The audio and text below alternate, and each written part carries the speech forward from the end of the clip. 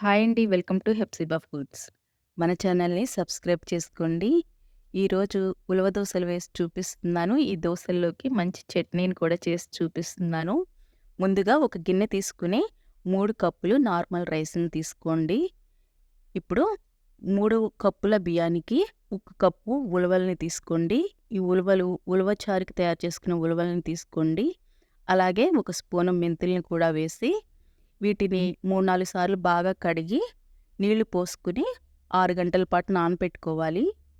6 గంటల తర్వాత వీటిల్లో ఉన్న నీళ్ళని తీసేసి ఒక మిక్సీ జార్‌లోకి ఈ పప్పులివి వేసుకొని గ్రైండ్ చేసుకోవాలి. తగినన్ని నీళ్లు పోసుకుంటూ మెత్తగా గ్రైండ్ చేసుకోండి. ఉలవలు బాగా నానితేనే పిండి బావుంటుంది. ఇలా మెత్తగా గ్రైండ్ చేసుకుని ఒక గిన్నెలోకి తీసుకోండి. ఇప్పుడు ప్లేట్ పెట్టి ఈ పిండిని 8 గంటల పాటు నానబెట్టుకోవాలి. దోసల్లోకి కమ్మటి చట్నీని తయారు చేసుకుందాం. స్టవ్ వెలిగించుకుని ఒక కడాయి పెట్టుకుని ఒక స్పూన్ ఆయిల్ వేసుకోండి. ఒక బౌల్ పల్లీలను వేసుకొని ఒక 10 పచ్చిమిర్చిని వేసుకోండి. నేను కారం లేని పచ్చిమిర్చి వేశాను కాబట్టి 10 వేశాను. కారంగా ఉన్న పచ్చిమిర్చి అయితే 5 వేసుకోండి. పప్పులు ఈ పచ్చిమిర్చి బాగా వేగిన తర్వాత ఒక బౌల్లోకి తీసుకోండి. ఇప్పుడు వీటిని చల్లారి పెట్టుకోవాలి. వీటిని పక్కన పెట్టేసి అదే బాండీలో ఒక స్పూన్ ఆయిల్ వేసుకుని మీడియం సైజువి 2 పండు టమాటాలని ముక్కలుగా కట్ చేసుకుని వేసుకోండి.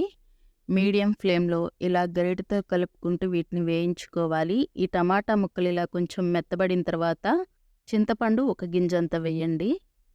ఇప్పుడు కొంచెం పుదీనాని వేసుకోండి. అడుగంటుకోకుండా గరిటెతో కలుపుకుంటూ ఈ టమాటా ముక్కలు పూర్తిగా ఇలా మగ్గిన తర్వాత ఇప్పుడు స్టవ్ ఆఫ్ చేసుకోండి. స్టవ్ ఆఫ్ చేసి టమాటా ముక్కల్ని చల్లారి పెట్టుకోవాలి. ఇప్పుడు మిక్సీ జార్ తీసుకొని పల్లీలు, పచ్చిమిర్చి వేసిన తర్వాత చల్లారిన టమాటా ముక్కల్ని కూడా వేసుకోండి. ఈ టమాటా ముక్కలు వేసి ఒక స్పూను జీలకర్రని వేసుకోండి.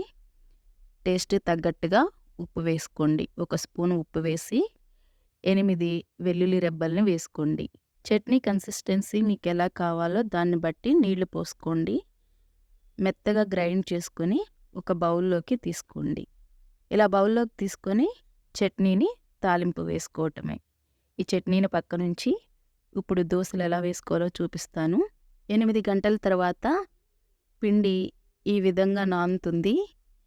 గరిటెతో కలుపుకోవాలి. ఇప్పుడు ఒక స్పూను ఉప్పు వేసుకోండి. ఉప్పు వేసి ఒక కప్పు నీళ్లు పోసుకొని ఈ పిండిని బాగా కలుపుకోవాలి. ఉప్పు బాగా కలిసిపోయేలాగా పిండిని బాగా కలిపిన తర్వాత ఈలోగా స్టవ్ వెలిగించుకుని దోస తవ్వాని బాగా వేడి చేసుకోవాలి. వేడైన దోస తవ్వ మీద 2 గరిటెలు పిండి వేసుకొని ఇలా పిండిని స్ప్రెడ్ చేసుకోవాలి. ఎంత పలుచగా కావాలంటే అంత పలుచగా స్ప్రెడ్ చేసుకోవాలి. ఈ దోసలు క్రిస్పీగాను వస్తాయి, అలానే మెత్తగాను వస్తాయి.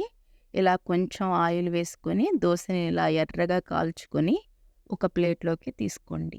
జొన్నలు, రాగులు ఇవే కాకుండా ఉలవలతో కూడా ఒకసారి ట్రై చేయండి. ఈ వీడియో మీకు నచ్చినట్లయితే లైక్ చేయండి. మన ఛానల్ని సబ్స్క్రైబ్ చేసుకోండి. ఫ్రెండ్స్కి, ఫ్యామిలీ మెంబర్స్కి షేర్ చేయండి.